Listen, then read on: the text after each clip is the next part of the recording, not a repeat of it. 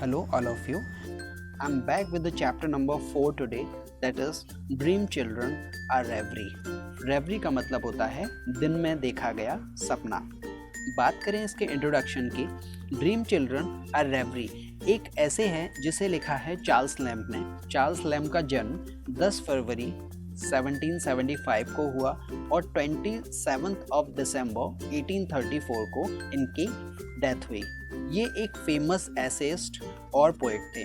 इनको इनके best essays of Elia और चिल्ड्रन टेल्स फ्रॉम शेक्सपियर जो इन्होंने अपनी बहन मैरी लैम्ब के साथ मिलकर लिखी थी, इनका ये ऐसे ड्रीम चिल्ड्रन लंदन मैगजीन में 1823 को पब्लिश हुआ था, first time in book form. यहाँ ये नाम है एलिया जो चार्ल्स लैम्ब का ही एक सूडोनेम है.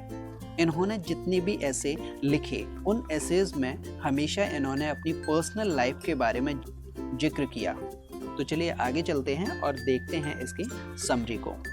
बात करते हैं ड्रीम चिल्ड्रन आर रेवरी की. Again let me explain you this word. Reverie का मतलब होता है ऐसा सपना जिसे खुली आंखों से देखा गया हो, मतलब दिन में देखा गया सपना, जिसमें चार्ल्स लैम्ब अपने सपनों में खोए हुए हैं और बचपन की कुछ अच्छी और बुरी मेमोरीज को याद कर रहे हैं. यहाँ चार्ल्स लैम्ब अपने दो इमेजिनरी चिल्ड्रन के सामने, जिनका नाम जॉन जो कि उनका लड़का है, एलिस जो कि उनकी लड़की है, उनके सामने वो बात कर रहे हैं अपनी ग्रैंडमदर जिनका नाम फील्ड था और अपने ब्रदर जॉन के बारे में. अब यहाँ पर आप कंफ्यूज मत होइएगा. यहाँ इनके बड़े भाई और उनके बेटे दोनों का नाम ही जॉन है. चार्ल्स लैम्ब की पत्नी और उनकी बेटी दोनों का नाम एलिस है. राइट. चार्ल्स लैम्ब अपनी दादी की कहानी से इस ऐसे की शुरुआत करते हैं जिनका नाम मिसेस फील्ड है.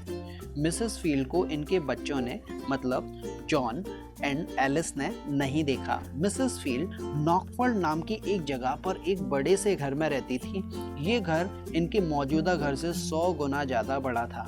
इस घर में कुछ दुखद घटनाएं घटी थी जो आगे चल के लोक कथाएं बन गई.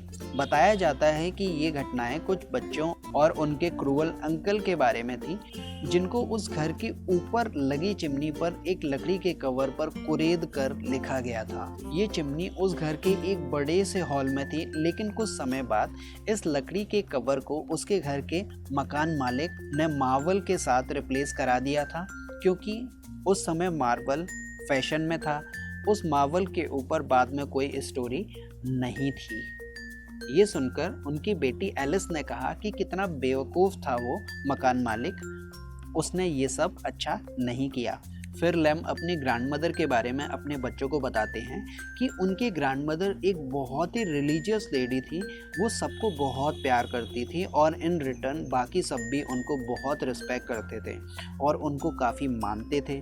वो उस बड़े से घर की ऑनर नहीं थी, केवल एक केयर टेकर थी, लेकिन फिर भी वो वहाँ एक ऑनर की तरह रहती थी, क्योंकि उसका मकान मालिक नए घर में शिफ्ट हो गया था और वहाँ का फर्नीचर और ऑर्नामेंट्स को निकाल कर ले गया था, जिनको उसने अपने नए घर में लगवा लिया था, जिनको लगवाने के बाद वो वहाँ अच्छे नहीं लग रहे थे. ये सुनने के बाद चार्ल्स लैम्ब के बेटे जॉन ने कहा कि ये तो बहुत मकान मालिक ने बहुत ही बेवकूफ़ी का काम किया. फिर आगे वो उनकी दादी मिसेस फील्ड की मृत्यु के बारे में बात करते हैं और कहते हैं कि जब मिसेस फील्ड की मृत्यु हुई तब उनके फ्यूनरल में दूर दूर से लोग आए थे. उनमें अमीर गरीब सब लोग थे जो मिसेस फील्ड को श्रद्धांजलि देने वहाँ पर आए थे. उनकी दादी काफ़ी धार्मिक थी. उनको बाइबल के टेस्टिमोनियल्स भी बाय हार्ट अच्छे से याद थे.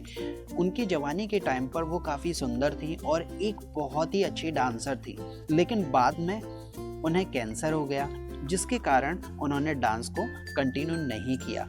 कैंसर के बाद भी उनका दर्द उनके हौसलों को डिगा नहीं पाया और वो अभी भी उतनी ही रिलीजियस और जिंदा दिल थी. लैम्ब आगे बताते हैं कि उनकी ग्रैंडमदर एक बरामदे में एक बिस्तर पर सोती थी. वो बताती थी कि उनको बेड के पास दो बच्चों की आत्मा दिखती है, लेकिन वो आत्माएं मिसेस फील्ड को कोई नुकसान नहीं पहुंचाती. लेकिन मैं डर से उनके पास नहीं सोता था क्योंकि मैं उनकी तरह रिलीजियस नहीं था. यह सुनकर उनका लड़का जॉन थोड़ा सा डर जाता है, लेकिन वो ना डरने की एक्टिंग करता है। लैम आगे बताते हैं कि मिसेस फील्ड बच्चों को बहुत प्यार करती थी और वो जब भी अपने भाई बहनों के साथ छुट्टियों में मिसेस फील्ड के पास जाया करते थे, वहाँ पर एक बहुत ही खूबसूरत सा म्यूज़ियम था। उसमें 12 केसर्स, जो रोम के राजाओं की मूर्तियाँ थीं, उनको निहारा करता था। सोचता था कि काश ये मूर्तियाँ जीवित हो जाएं या वो भी उन मूर्तियों की तरह एक मूर्ति बन जाए। वो उस बड़े से घर में घूमता रहता था और वहाँ के बड़े बड़े कमरे जिनमें बड़े बड़े पर्दे थे और एक मछलियों का तालाब था, उसके पास घूमना उसे काफ़ी अच्छा लगता था। वहाँ एक पुराना गार्डन था जिसमें वह घूमा करता था और अकेले में टाइम स्पेंड करना उसे काफ़ी पसंद था। वहाँ उस बगीचे में वो फल, सब्जियाँ, फ्लावर्स को ध्यान से देखा करता था और फूलों की खुशबू उसे काफ़ी पसंद थी। वहाँ नेचर के क्लोज रहना उसे पसंद था। जब चार्ल्स लैम ये सब कुछ उनके बेटे जॉन और एलिस, जो उनकी बेटी थी, उनको बता रहे होते हैं, तो वो देखते हैं उनका बेटा जॉन थोड़ा पीछे झुकता है और पीछे उसके जो प्लेट रखी हुई थी उसमें से कुछ अंगूर उठाता है और दोनों भाई बहन उसे खाने लगते हैं।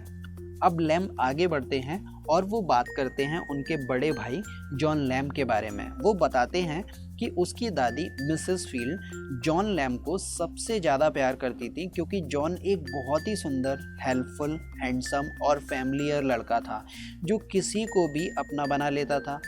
उसे घोड़ों की सवारी करना, हंटर्स के साथ बात करना पसंद था। उसे सभी लोग बहुत पसंद करते थे और सभी लोग उसे प्यार भी करते थे। वो चार्ल्स लैम को अपने कंधों पर बिठाकर घुमाता था, क्योंकि चार्ल्स लैम लंगड़े थे।